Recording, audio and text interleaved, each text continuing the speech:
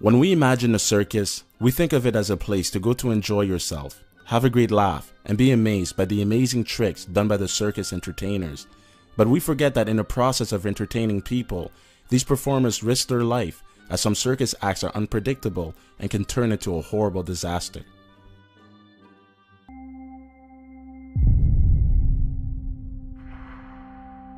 Thomas McCart, or better known as stage name Mizarty, was a lion tamer, famous for losing an arm during one of his acts but still continuing his career as a circus performer. On January 3rd, 1872, at his show in Bolton, England, he was attacked and killed by 4 of his lions near the end of his show.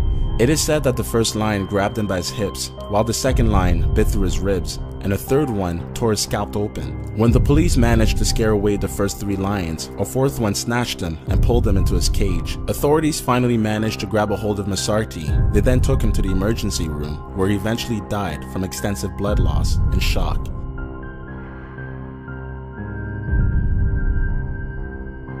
I'm sure you've all wondered how lion and tiger trainers can manipulate such ferocious animals into doing tricks for them while remaining unharmed. These trainers go through years of training, but it doesn't always guarantee their safety. Roy Horn was an outfitter for his circus in the Mirage Hotel and Casino. He was doing his show as he would normally have when a 7-year-old tiger attacked him and bit his neck. Roy was immediately rushed to the hospital, where he lost an extreme amount of blood. However, Roy did survive, although he is partially paralyzed. This show was cancelled after this attack, which led to 267 crew members being laid off.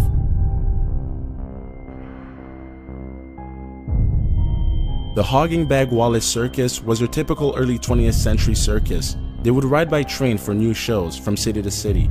Although trains were the only way to get around, they weren't always the safest. This proved to be true on June 22, 1918, when the whole circus crew was going to the next show.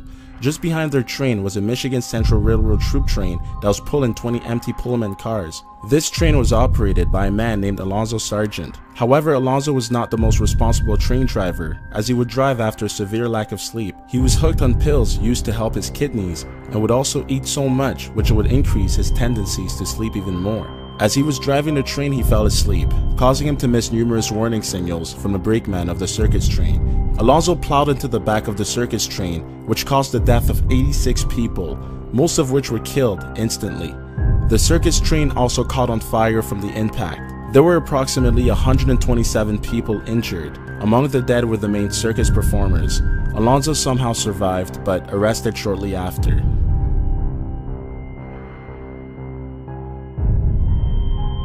Mary was a famous circus elephant in the early 20th century who performed for the Sparks world-famous show Circus. She would play musical instruments, pitch baseballs, and stand on her head. She held this fame until one night in September of 1916. That night, Mary had killed her recently hired assistant trainer, Red Elridge, who also doubled as a janitor during the show.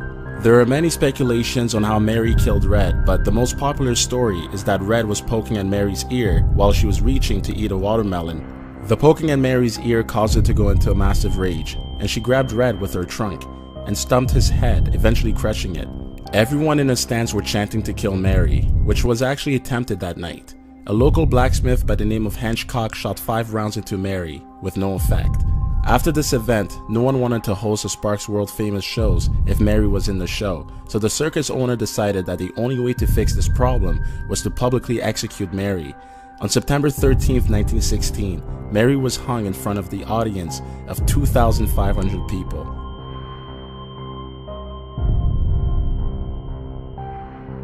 The Ringling Brothers and Barnum Bailey Circus was the largest circus in the United States in the mid-20th century. Its tent could fit up to 9,000 spectators. The circus had an act in Hartford, Connecticut on July 5, 1944, but it was postponed to the next day. For our superstitious viewers out there, it's apparently considered to be a very bad luck to postpone a show. This show had an audience of around 7,000 people. This is where the bad luck comes in. A small fire was spotted at the southeast end of the tent. When the ringmaster was telling everyone not to panic and to leave the tent, the power failed, so nobody could hear him. The fire spread very quickly. The tent used a paraffin wax agent as waterproofing. A total of approximately 168 people died, with another 700 people injured. Most injuries were caused because of the melting paraffin wax agent raining on top of people as opposed to the direct exposure to the fire. This is considered as one of the largest fire disasters in American history.